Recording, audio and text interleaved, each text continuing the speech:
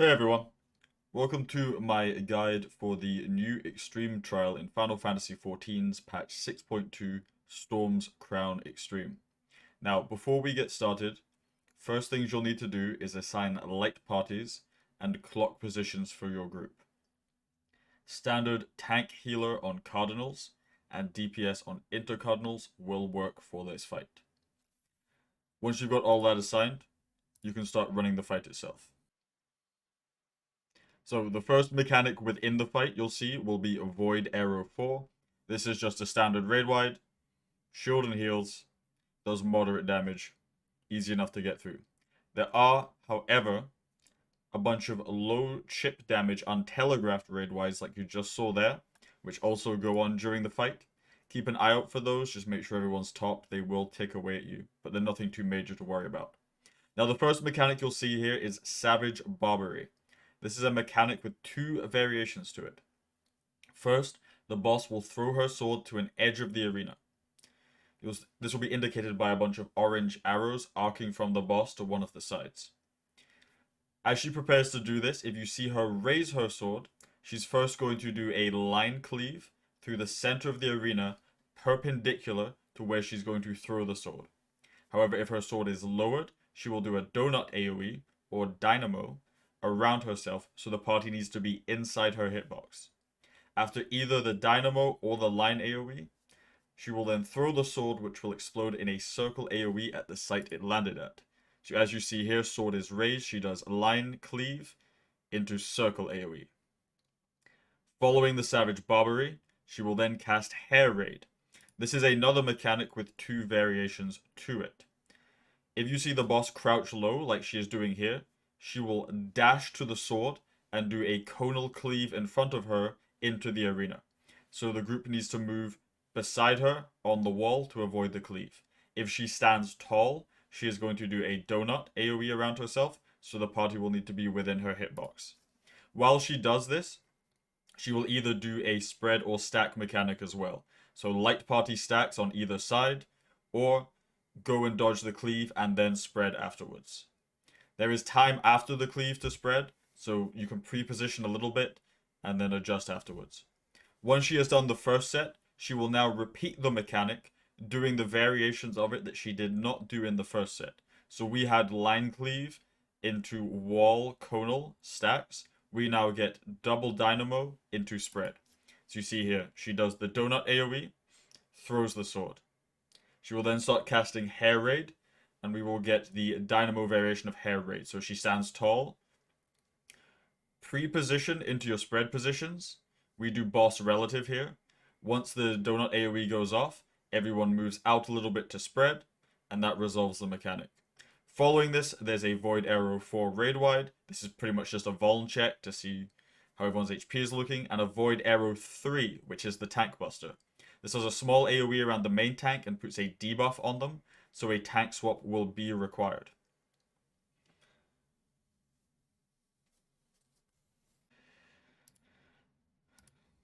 The boss will now cast Teasing Tangles. 4 AoEs will appear around the arena, and the party is tethered in 4 pairs to each of them. Each pair will consist of a tank or a healer and a DPS. So 1 support, 1 DPS in each pair. If you attempt to walk out of the circle, which is the area you're tethered to, you will be pulled straight back to the center of it. So you see here, the cast bar resolves, and myself and 1 DPS are dragged to this cone and tethered to it. Now, within each pair, one person will get a large AoE on themselves, while the other person will either get a 2-person stack marker or no marker. The people with the large AoEs, we assign to go towards the 1 and 3 markers, to leave space for the stacks to meet on the 2 and 4 markers. The spacing is pretty tight here, so when you're progressing this to play it safe, don't be scared as a melee to step away and throw a range attack and give a bit of downtime, just to make sure that the duo stacks can meet up together on their assigned markers. The space between them is pretty tight to be able to find space. So you see here I have a large AoE, I move away. At the same time, the boss casts Secret Breeze. This is 4 large conal cleaves onto the Cardinals. You need to position accordingly to avoid these as well. You see we have the large AoEs move towards 1 and 3 to give space, while here on 2 and 4, the duo stacks will meet up and share their stacks. All of this will resolve, and then the boss will cast protean cleaves, which are targeted cleaves, at every party member. So after this resolves, make sure to loosely spread. This is most important for the people who are in the duo stacks, because if they do not move, they will overlap each other. And that resolves that mechanic. There'll be another raid wide following this up, and then we'll get ready to get the phase transition into phase 2. It's about 2 minutes into the fight now. The boss is going to start casting an ability called Culling Iron, which is the indicator for the phase transition coming up.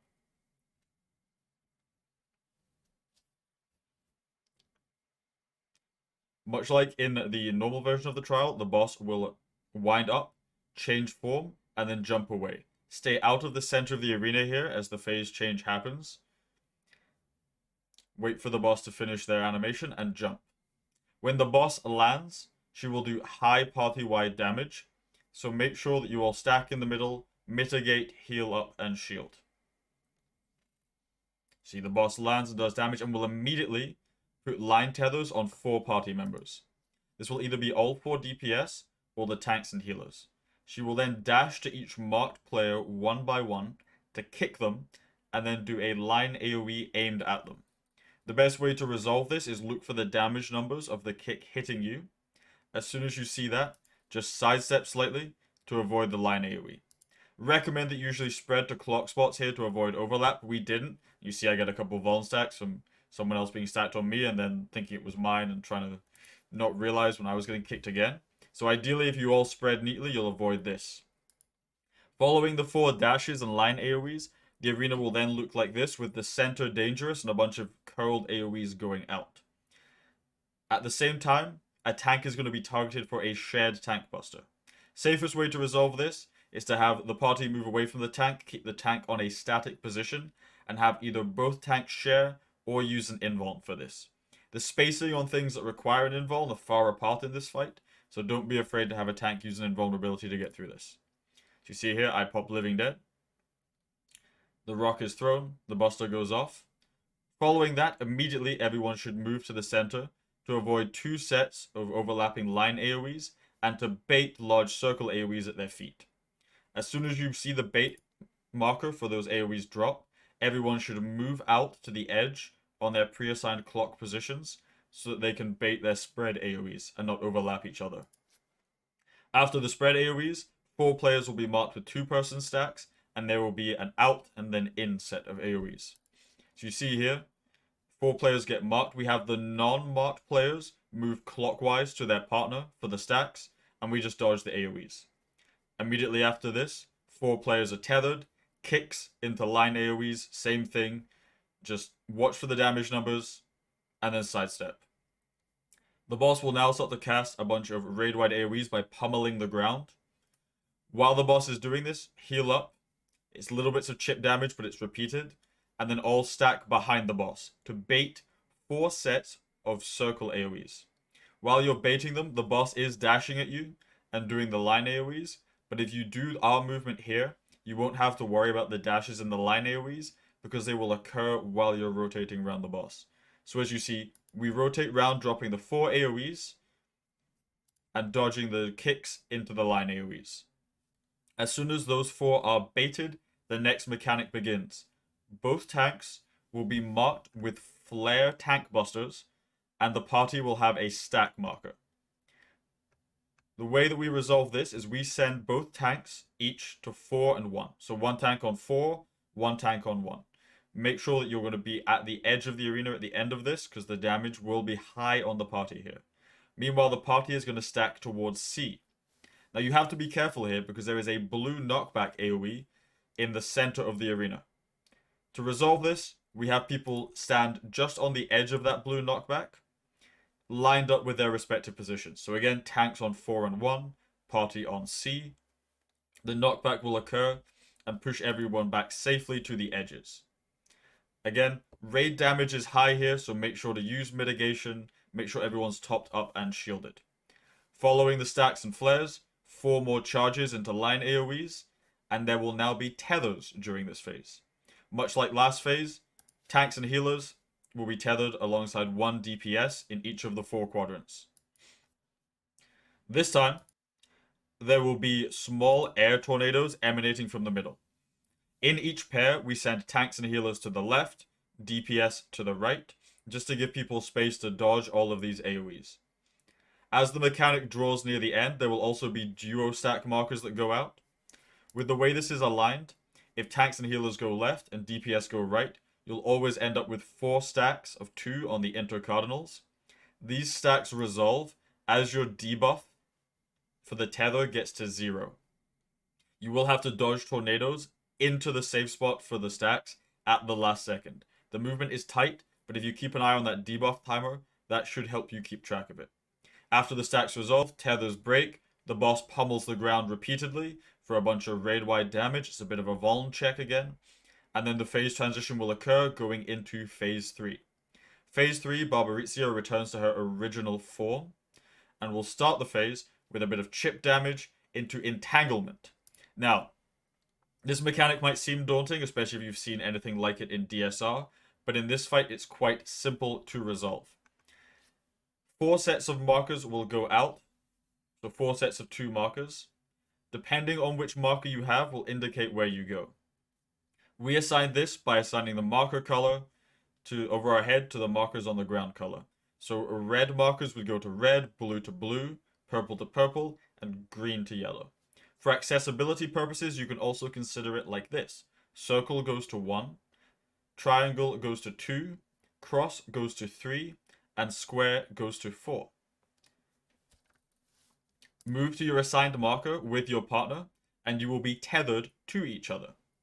Once you are tethered together, you need to spread within the circle that your tethers create. Dodge this secret breeze, conals on cardinals, and then, with yourselves loosely spread, bait proteans to not overlap each other. If you each just sort of stand on either side of your intercardinal marker, towards the edges of your own green circles, you should be completely safe for the protean bait, and you will not overlap. The boss will then again cast Savage Barbary, much like Phase 1. Here we see sword is down, so it's in. Sword is thrown. Then we watch the boss. She will now do Hair Raid. Low for Hair Raid, so we go to the wall. And we have spread this time. So you see we dodge the cleave, and then everyone can stay apart from 2 melees who can pinch in just to give space for the spreads.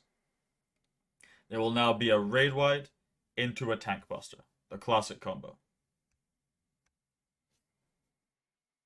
Again, AoE on the tank, make sure to swap, because the debuff will kill the tank if they have to keep aggro. Following the tank buster, the boss will return middle and cast Entanglement 2.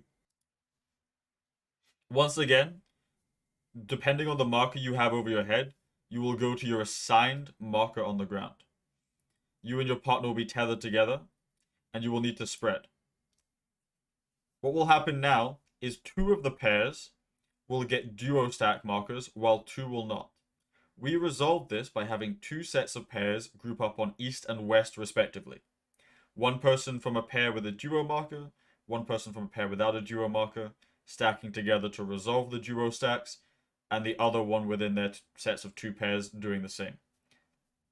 If both of the duo stacks end up on the same side, so say you end up with both of them on the east side or both on the west side, we would meet the stacks at north and south. So you just have to use your eyes, look for where the other stack is. If the group you're meant to meet with also has duo stacks or also doesn't have duo stacks, you just need to go in the other direction to meet the stack. Make sure to not overlap each other here. The spacing is quite forgiving, but it is a little bit tight. As you can see here, we just have both of the stacks quite closely overlapped. Place for uptime, plenty of space for everyone to resolve it without clipping each other. After that resolves, there's another Savage Barbary. This time it's Cleave into Circle AoE. And then we're going to get Dynamo within the boss's hitbox into stacks. If you resolve the stacks like this, there's space to resolve them both within the hitbox as well. Much like in Phase 1, she is repeating the mechanics that you didn't see in the first set. Following this, you're going to get a raid wide, and then the boss is going to now go back into her Phase 2 pattern. There's one slight variation to mechanics you've seen so far, in the next phase that I'll show you. But otherwise, everything is pretty much stuff you've seen already and is going to be repeated until Enrage. So as you see here, the boss is casting Curling Iron for the phase transition. However, this time, there is no large drop-down AoE on the party, so no requirement to stack for major shields and healing, but still make sure everyone's topped. Stay out of the middle as this cast resolves, and prepare for 4 kicks into line AoEs. The boss will dash, kick, leave a line. Once this has been done 4 times, the boss will then go ahead and start pummeling the ground. This is 4 baited AoEs again, so actually pummels the ground, stack behind, and prepare to rotate clockwise. The slight variation here is after the 4th AoE, markers will appear above the party members' heads for a large AoE bait at your feet. So bait the 4, move into the very center to drop these large AoEs, and then spread to your clock position markers, out to the edge of the arena. After the spread, 4 dashes into 4 line AoEs, an out, and then an in with spread and a knockback. So just move in, next to the blue knockback, get pushed back, resolve the spread.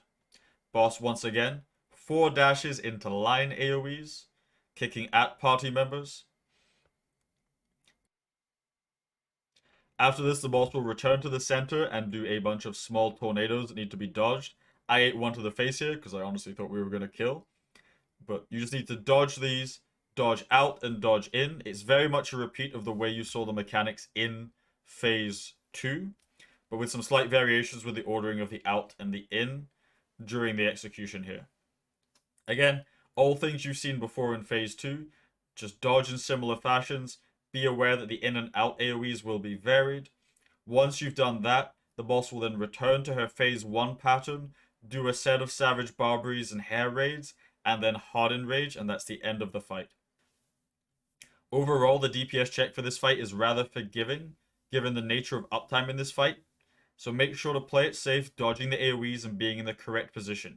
Even if it means some downtime during progression, you can optimize that out later, but play it safe and you should be able to see the boss home nice and cleanly. I wish you all the best of luck in clearing this fight. If you have any questions about the fight, don't hesitate to leave a comment. Thank you for watching, and if you want to see more, I stream Final Fantasy XIV regularly over on Twitch. Link is down in the description. I'll be streaming our entire Week 1 prog next week, and we'll hopefully have guides for those coming out not too long after that too. So thank you again for watching. Have a wonderful rest of your day, and I'll hopefully catch you all again soon. Goodbye, everyone.